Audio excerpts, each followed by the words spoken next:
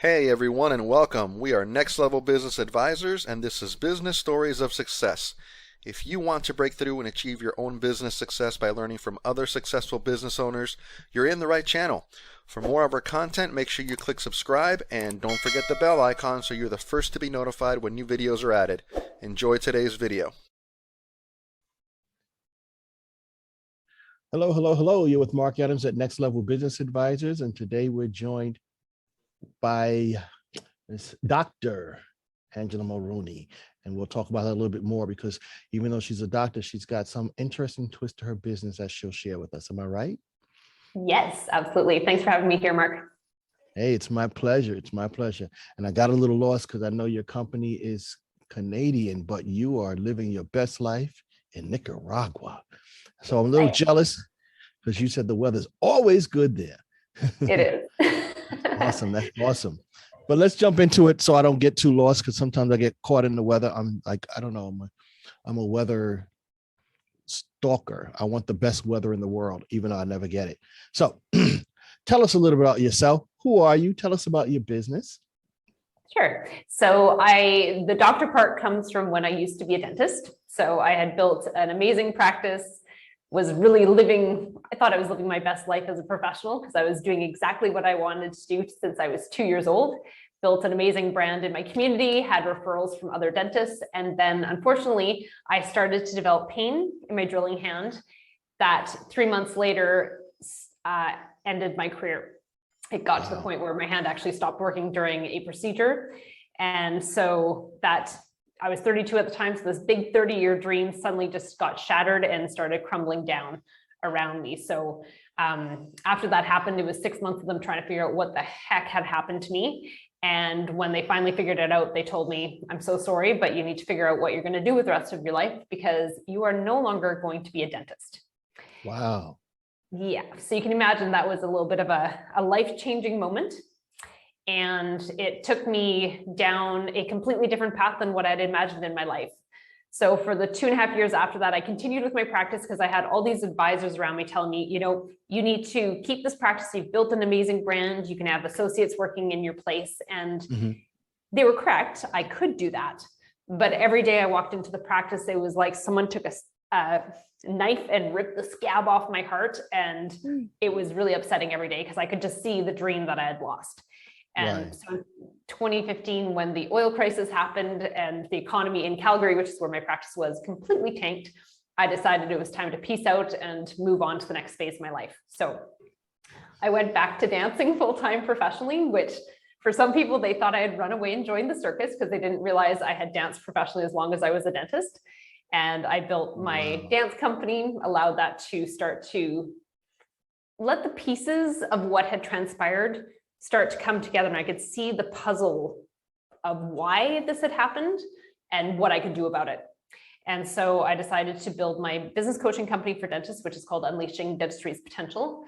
And to get that company noticed, I took to LinkedIn, started talking about what I knew about niching, branding, and dentistry. And in a year, I went from 200 to 12,000 dental industry followers. And then people started to go, who are you? Like, where did you come from? And can you do that for me? And so I started dabbling with a few friends' accounts, started helping them build their personal brands. Came January 2020, I decided to make Unleashing Influence a full-on agency, hired on 2.5 full-time team members. 2 months later, the pandemic hit and I went, oh man, this is not gonna go so good. And my team was like, you know what, if you have to lay us off, it's totally okay. We're seeing everyone around us get laid off. And I'm like, no. We're gonna buckle down and see what we can do about this. And by 10 months into the pandemic, we had grown to 14 full-time team members because we just had droves of people coming needing help. So, you can't always predict what the future is going to happen when crisis happens, but when you try and put effort into it, sometimes you can change the way the world goes. Wow. So that is a very short synopsis, but it was so packed. I'm going to try to just break out a couple things if you don't mind. First, and before we do that, because I want to get the cleanup right. The name of the company is Unleashing Influence, Inc. Correct.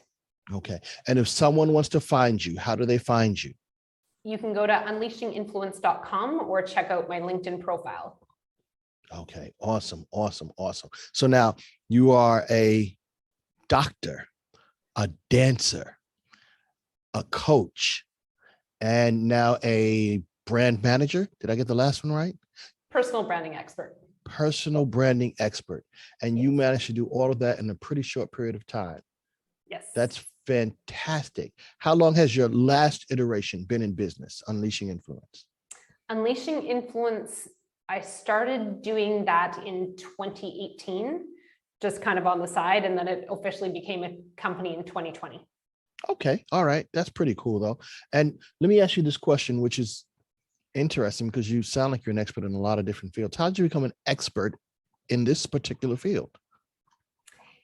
Lots of trial and error on my own stuff. And before I dabbled on other people's accounts, I was doing it for myself. And I hadn't even realized when I started playing with LinkedIn that I had been building brands really all my life.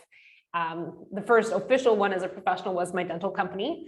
And Right. I was quite known in my city for my practice. And it was so funny because back then, so I bought my practice, I think it was like 2008, 2009. That was a time when, barely anyone had a website. We weren't using social media. And Okay. when I run into people now from that city and they're like, why is your name familiar? And I'm like, I was the IV sedation person that you probably referred to. And they're like, oh my God, I thought you were like this fat old lady. They didn't realize I was like 20, 30 years younger than them that they were sending their patients to. But I had built a brand, the way that I spoke, the way that I wrote my letters and everything else. People knew that I had that expertise that could help their patients. And so in their head, they imagined gray hair and a little bit of extra weight. A little bit of Like extra me, days gray around hair as and extra well. weight. Okay. Yeah. Gotcha.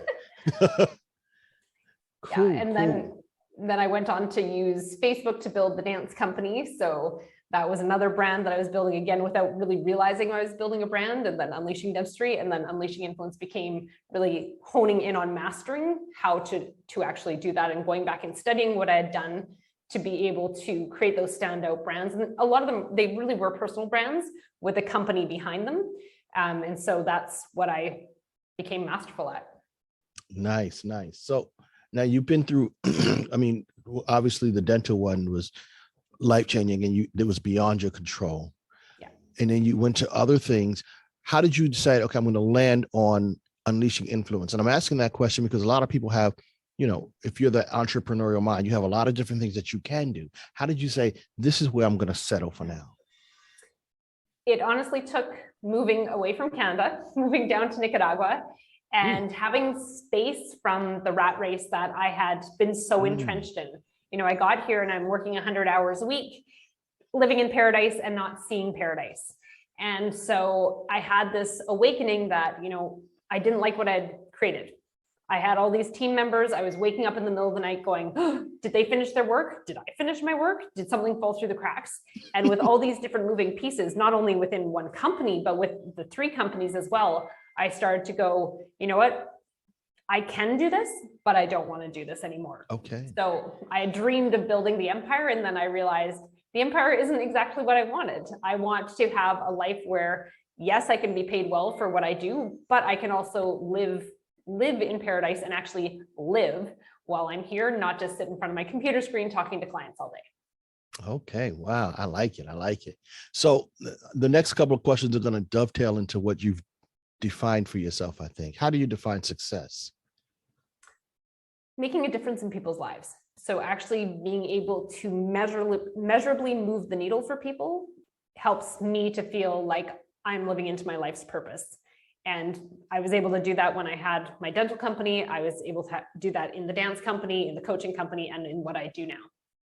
Okay. So do you consider yourself to be successful? I do. And I feel like I'm living into my purpose now that I've gotten rid of all the extra pieces and all the extra distractions. I've taken the best of everything that I know and pulled it into one company. So now I can actually focus in and niche into what I do best. So I can actually help people at a much higher level than I was able to when I was getting pulled in so many different directions and distractions. Cool, cool. So you said you were able to become successful by eliminating different things. You care sharing some things like that helped you to find the success that you were looking for and continue to make it possible? Well, I have this board behind me here that says work to say yes to. And there's only 3 things I'm allowed to say yes to. And so when I realized, what I do best, I picked those 3 best skills. And if someone asks me to do something outside that skill set, it's a no. And I have a ton of people I can refer to.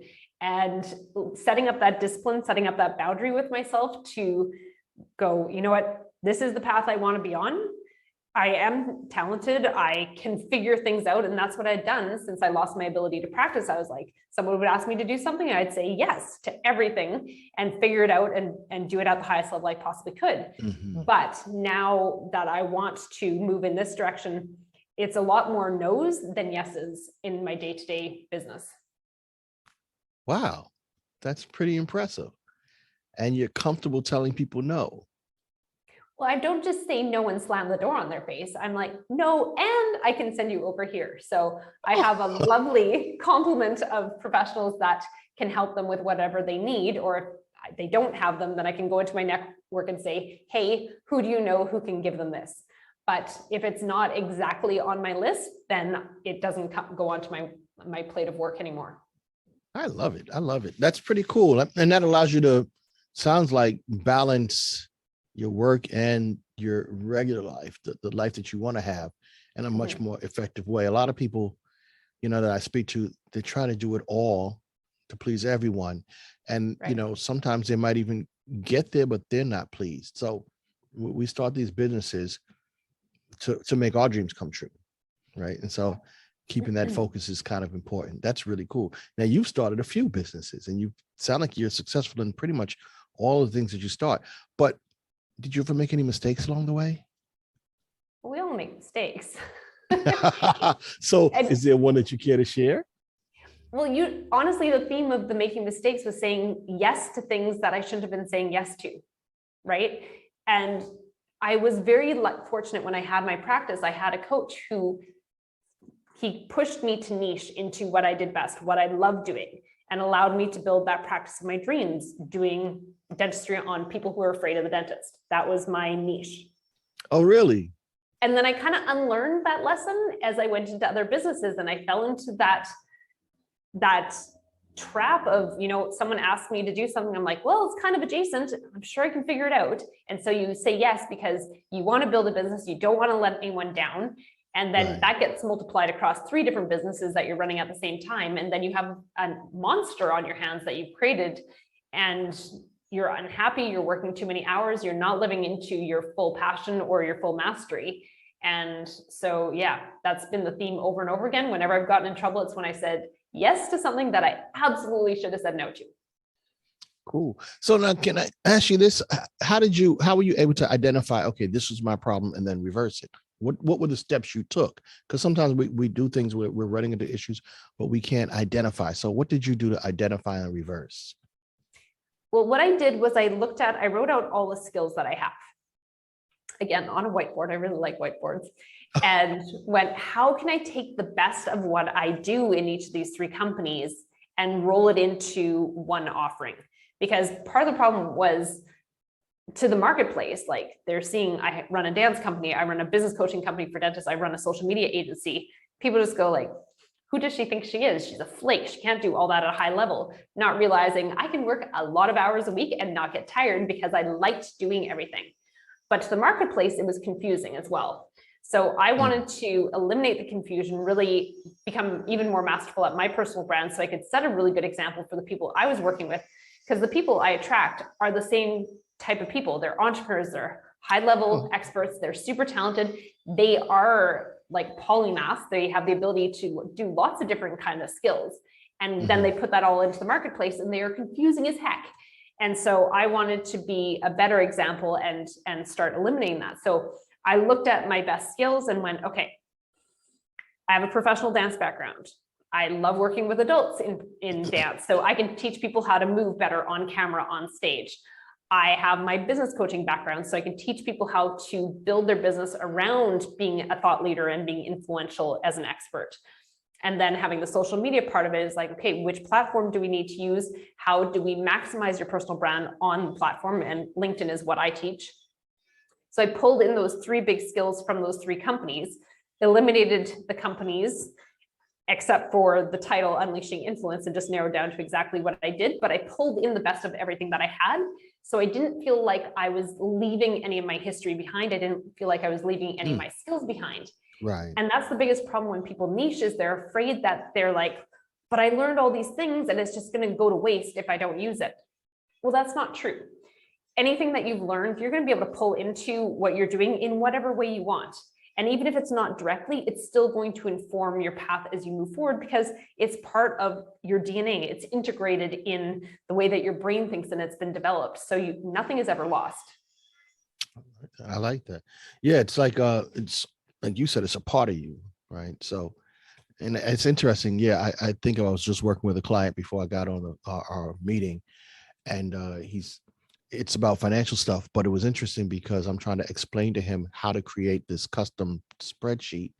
And it took me back to when I was a computer programmer like 20 years ago. And I'm talking to him about constants and variables and one-to-one relationships. And I'm like, man, this is like what I used to do, but you don't lose it because you move different. It just influences and factors in what you do. So that's really cool. I'm going to pivot a little bit and ask you this question. This one goes around personality and what we're built from. So what do you think is the single most important quality needed to be a successful business owner? Fierce belief in yourself. Because you're always going to have people around you who are going to say, are you sure you should be doing that? Have you thought that through? Is that going to be career suicide? And so you can have all these little things, all these people chirping at you and really influencing how you think. And if you listen to them and don't listen to yourself, and you know best, your intuition, we all have amazing intuition if we actually can block out those voices and just tune in and listen to ourselves. We will be able to inform ourselves as to what we really need to do. And yes, it's good to have some of those outside opinions to have an objective look at how people are perceiving us, but we also need to, most importantly, tune into what we feel and what we think, because that's what's going to guide us. And at the end of the day, the buck stops with us. It doesn't stop with our employees. It doesn't stop with our advisors.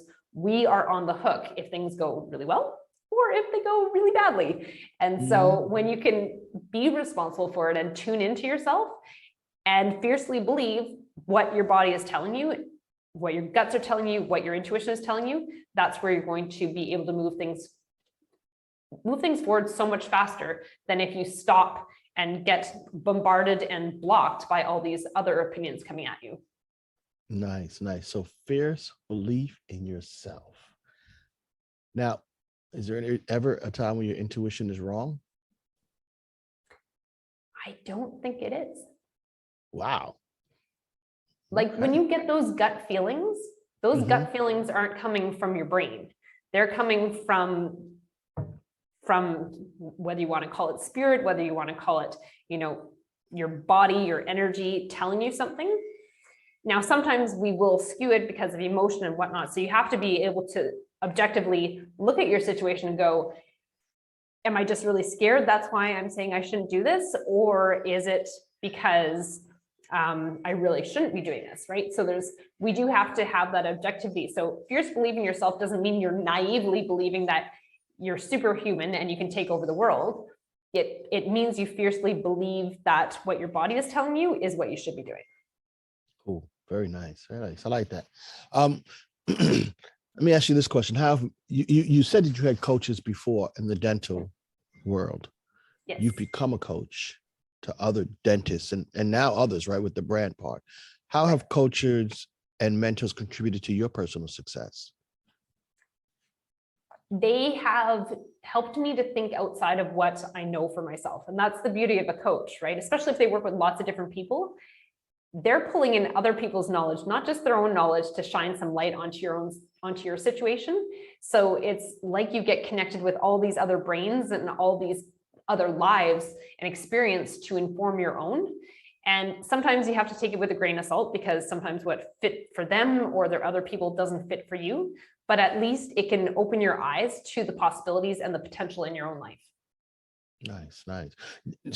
Since you're a coach, I mean, I know you do brand, but do you still consider yourself a coach? Yeah, I don't do specifically business coaching anymore, but there's always a coaching aspect when it comes to personal branding, because we have to get past our own mindset, get out of our own way to be able to put ourselves out there. So yes, we can call me a coach. Cool. Okay, cool. So, because I kind of thought that as well. Like, I know you do the branding, but like, I would imagine you're always guiding people along the way. Is there a specific type of client that you work with, or you want to work with, or, how does that work? How do you define the clients that you work with? Well, I tend to attract two different kinds. So they're all professionals. The one kind is the professional who had the brick and mortar business, kind of got screwed over by the pandemic and realized how vulnerable they were, and they either want to pivot out of that model completely, or they want to pivot and have a side gig that eventually they can be doing kind of what I'm doing. They can live anywhere in the world, use their knowledge to help people while working online. And then the other side are executives who are part of a company that they're 100% subscribed to, they believe in, but they also know down the road, they want to have that pivot to not being part of a company. They want to have their knowledge that they can share with the world. So they're either typically someone who is an entrepreneur or someone who's an executive, but they both have that dream of, I'm going to be a thought expert. I need to develop out my content online so that people know that I'm a thought expert. And then I can use that in whatever way I see fit with whatever comes at me down the road. I like that. And I just wanted to throw out, it's not something I normally ask, but you've done so much and you've got such a wide array of knowledge. I just wanted to really see who your eye meets, where the eyes meet, and you go, oh, that's the guy or the lady that I can really help, who can really benefit. Awesome. Let me ask you this question. It's more generic in nature. What advice would you give to a new business owner? I'm sure you counted them a lot too, right? Yes. Be smart, right? It's really tempting to consume and not be careful about what we're consuming. So when we're really excited about a new venture, we can be consuming too many things. We can be spending too much money on things because we're like, well, we know it could possibly do this. And we're not looking at the math of what's happening in the here and now. And why most people quit as entrepreneurs is they run out of cash and they don't have another source. Especially if they're single, or maybe they were the sole provider, they don't have someone who can hand them a paycheck to save them if things go awry. And when things go awry, usually, like, I see people start and stop in 90 days because they're just doing this with their money. And then suddenly they're like, oh my gosh, it's all gone and I have nothing to show for it. And so you want to talk to an accountant, have someone guiding you, looking at your numbers objectively, saying, yep, keep going, or slow down, keep it as simple as you possibly can. And that's what happens often is maybe they bring in too many, a really expensive advisor, they bring in a couple of advisors. And so they're both beaking at them, telling them, go, go, go. And they're not looking objectively at the numbers of what's happening. Or they get super excited about that future potential. And so they overinvest in maybe a product that they don't really need. Like, you can be adding up a ton of bills on your Visa or MasterCard if you're just buying app after app after app. And you may not need those apps yet. Like, I've seen people spending $5,000 a month on a variety of apps that really aren't that expensive per app. But when you have that many running at the same time, because you think, I need this to be able to do what I'm doing, that's where you get yourself into trouble. So keep your expenses as low as possible, only get as much as you need right now, not based on your future, and then let that grow as you grow. And then you can add more complexity as you go. That is awesome. That's an accountant answer too. Like that, I'm like I'm working with a client right now who has done just that, kind of went through too much money too fast. And now, it's like, okay, can I tread water? Can I make this business profitable? Right? Because there's a difference between cash flow and profitability. That sounds like an accountant. You're amazing. Doctor, coach, brand, dancer, and I'm going to put junior accountant in there too. That's awesome. I like that advice. That's very good. I'm going to have to clip that little piece out and share it separately for people, because it's sage advice. And the nice part is, you're talking from experience, not that you blew money, but you're talking from experience. You started businesses, so you know what's required to go to the next level. So that's what I mean. So if you were to go back right before you started your very first business, what advice would you give yourself? get advice sooner. So don't get caught up in the adrenaline rush of it and then suddenly hit a wall. Have someone looking over your shoulder who's been there before. Get that mentorship, whether you're paying for that as a coach or you're working with someone side by side as you grow the business. But don't go it on your own, because you're going to make so many more mistakes than if you have someone going, you might want to slow down and rethink about that. And it feels awful because you have this unbridled energy, especially in those first 12 to 18 months, because you so believe in what you're going to do. And that's when people hit the wall at 12 to 18 months because something goes really, really wrong. That's when they bring in the advisors. But if they had brought in that advisor to help them to see things more objectively right from the beginning, then hitting that wall probably wouldn't have even happened and they'd be so much farther ahead. Nice. Very cool. Very cool. I just want to thank you because you gave us so much amazing advice, and your story is pretty fantastic. I'm going to say this because we're on Zoom, right? So if you're watching the video, I like the way you move on camera. And I know, I was going to say, and I know it's by design. I watched your videos, a couple of your videos that you had on YouTube when you talk about your journey. Your journey is fascinating. Obviously, we're focused on business stories to success, but if someone's listening, we need to check out your speaking engagements where you talk about your journey. So make sure if you're looking at this to check out the comments, because I'm going to put those links in there because it was pretty fascinating to me. It made me say, I need to interview this doctor. So thanks again for giving me some time today. I really appreciate it. My pleasure. Thanks for having me, Mark. I appreciate it. Hey, and we look forward to continuing to see your journey to success.